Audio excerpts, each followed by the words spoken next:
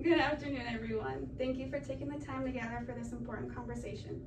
Today, I'd like to address a topic that impacts not only our daily workflow as eye care professionals, but also the well-being of our patients, our community, and the world beyond our doors. I want to talk about the hidden impact of single-use plastics in our ophthalmology practice and make the case for taking bold, proactive steps to eliminate them whenever possible. Take a moment to look around you. Do you notice any disposable water bottles, any plastic utensils, and coffee cups? The individually wrapped eye drop vials and instrument covers we use throughout the day as well. These items are part of our routine, designed for convenience and sterile use. Their use is so ingrained that we rarely question it. Yet the reality is that every single one of these plastic is manufactured using fossil fuels, used for just a few minutes and then thrown away. It will persist in our environment for decades or even centuries. The plastic packaging from a single delivery of medical supplies may outlast every person in this room. This is a sobering thought, but it also calls to action. Let's step back and consider the scale of the problem. According to the Environmental Protection Agency, Americans generate more than 292 million tons of waste each year.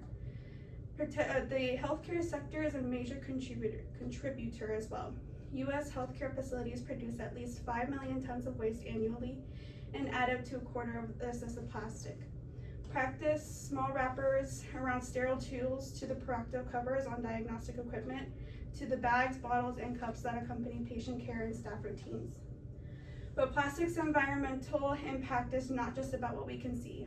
As plastics break down, they fragment into microplastics, which are now found in our soil, our waterways, the air we breathe, and even inside our bodies.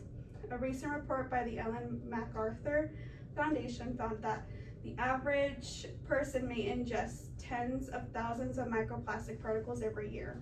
The long-term health consequences are still being studied, but early research suggests microplastics can cause inflammation, carry toxic chemicals, and potentially disrupt endocrine and immune systems. As medical professionals, we counsel patients on the importance of eye and overall health.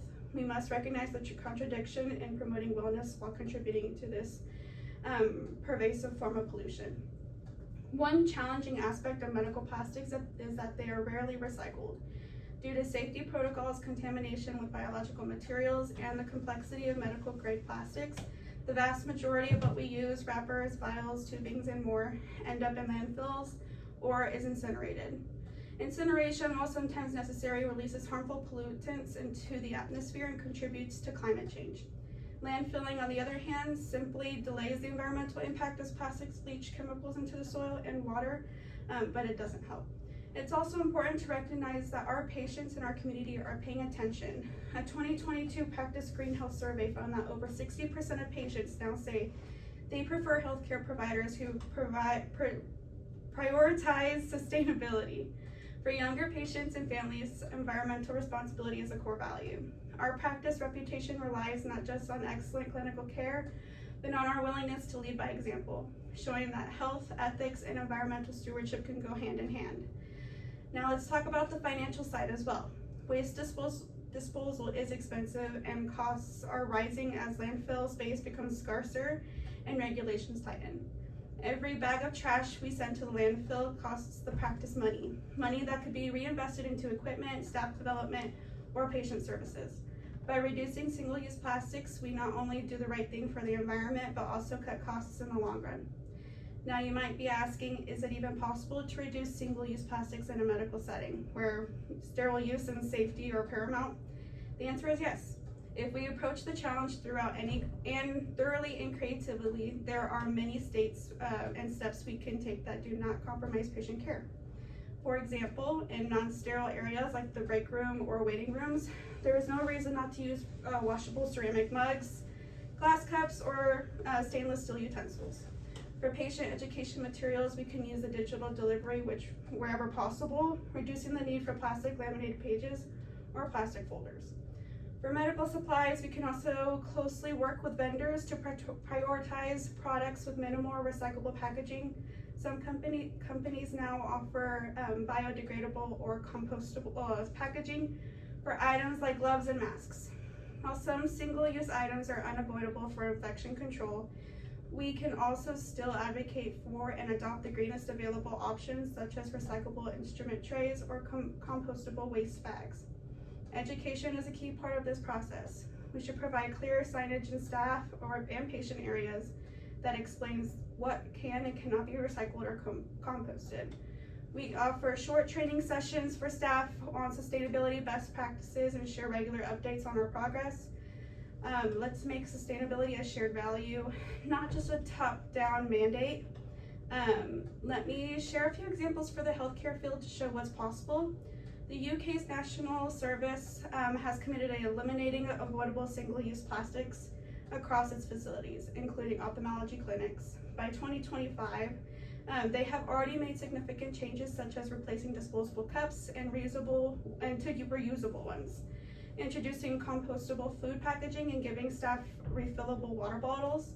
In the US, many hospitals have formed green teams, which are groups of better motivated staff who lead waste reduction efforts. One hospital in California reduced its annual waste management costs by $50,000 after switching to reusable trays and containers in non-sterile areas. Hospitals in Seattle and Boston have piloted programs to recycle surgical wrap, one of the largest sources of medical plastic waste, achieving impressive results. Now imagine what these changes could look like right here in our practice. Picture a break room free of disposable cups and plastic utensils, replaced by cheerful mismatched collection of real mugs and silverware. Picture patients bring in their own water bottles, encouraged by a sign near a sleek new refill station. Imagine opening a shipment from our suppliers and finding products packaged in compostable materials with a note above their lower environmental footprint. Think about how satisfying it would be to tell a patient or a visitor that our practice diverts hundreds of thousands of plastic waste from landfills every year. So how do we make this vision a reality? The first step is to conduct and throw a waste audit.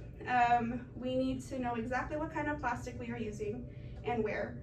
Are most disposables coming from the break room, front desk, or exam rooms?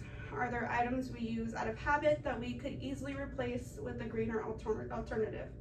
Once we have that data, we can set clear, achievable goals, such as eliminating single-use cups and utensils within 3 months, or sourcing half of our supplies from vendors that use sustainable packaging by the end of the year. Next, I propose we form a green team as well. A small group of staff from different roles who can champion sustainability efforts, coordinate education, track our progress, and celebrate our successes. This team can also keep out accountable and ensure sustainability remains a priority rather than a one-time project. Communication will be essential. We should keep staff and patients informed through newsletters, our website, and signs throughout the office. Let's highlight our goals, progress, and achievements, invite suggestions and feedback. Often the best ideas for improvement come from those on the front lines. Let's also look outward and challenge other practices in our network to join us. Sustainability is contagious. By sharing our journey, we can inspire others to take action, multiplying our impact many times over. As we move forward, let's not just be discouraged by the challenges. Challenging habits and systems is never easy, and there will be bumps along the way. But every step we take, every plastic cup not used, every piece of packaging avoided matters. When we look back in a year, for 5 years, we'll be proud of the difference we made, not just for our patients and our bottom line, but for our planet. To close, I want to return to our core mission as ophthalmology professionals: to protect and restore sight, and to promote wellness in every sense. The plastic waste crisis is one of the most defining health and environmental challenges of our time. By banning single-use plastics where we can, we reduce pollution, safeguard health, save money, and show true leadership. Our patients, our staff, and our community are looking to us for guidance. Let's answer that call starting today by making our practice a model of responsibility and sustainable healthcare. Done. Ouch, my knee. How long was that? Too long.